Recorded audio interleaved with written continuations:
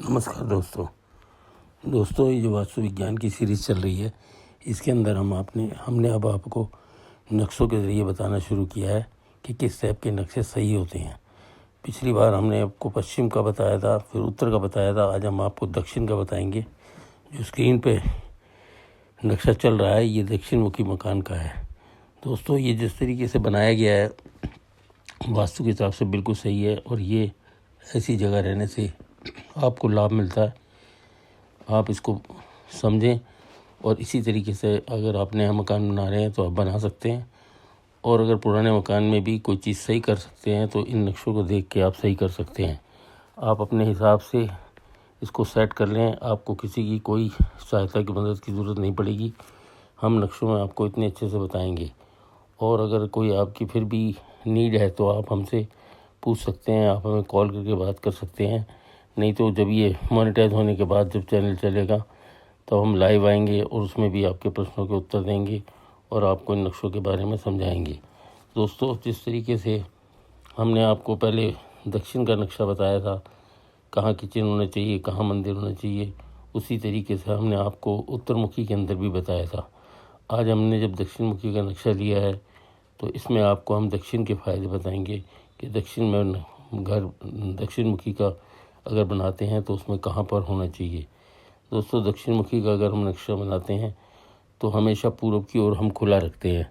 पूर्व में 3-4 फीट की गैलरी दे देते हैं, 5 फीट की ज़्यादा दे सकते हो तो उतनी दे दें। उस गैलरी में से हम अग्निकोण से, यानी कि उत्तर दक्षिण से, पूर्व दक्षिण से हम एंट्री देते हैं, तो उसके अंदर बड़ी शुभ होती है। और बाकी जितना नक्शा हमने जिस हिसाब से बनाया है इसी हिसाब से आप इसको बना सकते हैं।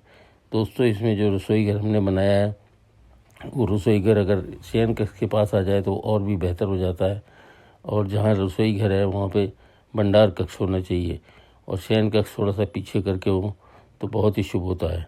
दोस्तों, इसी तरीके से आप अपने मकान को बना सकते हैं, या बना हुआ मकान है तो इन नक्शों को देख के आप थोड़ा बहुत अदल बदल करके आप उनमें वास कर सकते हैं। आपको बहुत लाभ मिलेगा।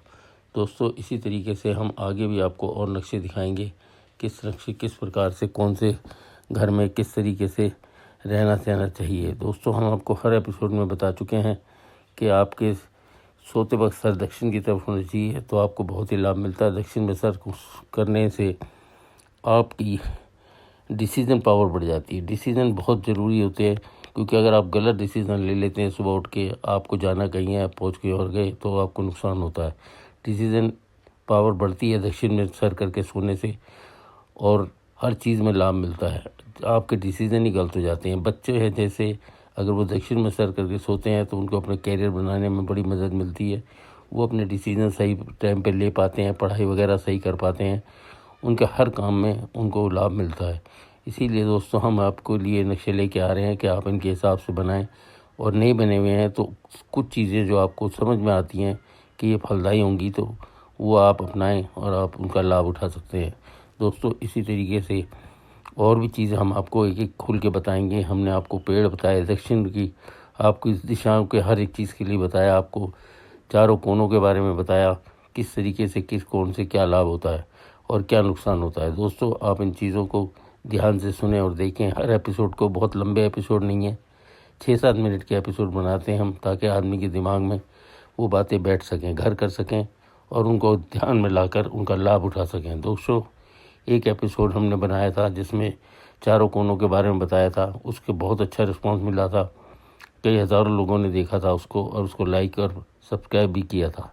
दोस्तों, आप सब्सक्राइब करना ना भूलें। सब्सक्राइब करने से आपका कुछ नहीं जाता, हमें उसमें मोनेटाइज होने में जल्दी समय नहीं लगता, और हम जल्दी मोनेटाइज हो जाते हैं। मोनेटाइज होने के बाद हम और अच्छी क्वालिटी से वीडियो बना सकते हैं और दे सकते हैं। दोस्तों, अभी ज़्यादा खर्चा करना ठीक नहीं होता, क्योंकि पब्लिक के रिस्पांस के ऊपर ही चैनल बनाना रहता है।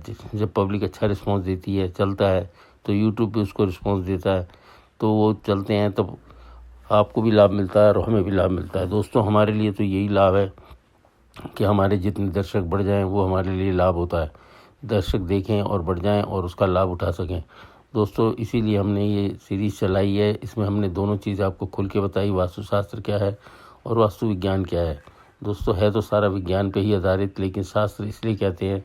आपने आपको पिछले 3 एपिसोडों में बताया कि राजा भोज ने इसके ऊपर पुस्तकें लिखी हैं, उन्हें शास्त्र कहते हैं। और भी बहुत से लोगों ने लिखी हैं जो मार्केट में चल रही हैं। दोस्तों हर आदमी पूर्ण ज्ञान से तो नहीं पैदा हुआ है, लेकिन यही ज्ञान अर्जित करना पड़ता है। हमने भी 35 साल में बहुत ज्ञान अर्जित किया, बहुत चीज़ें हमने देखी हैं।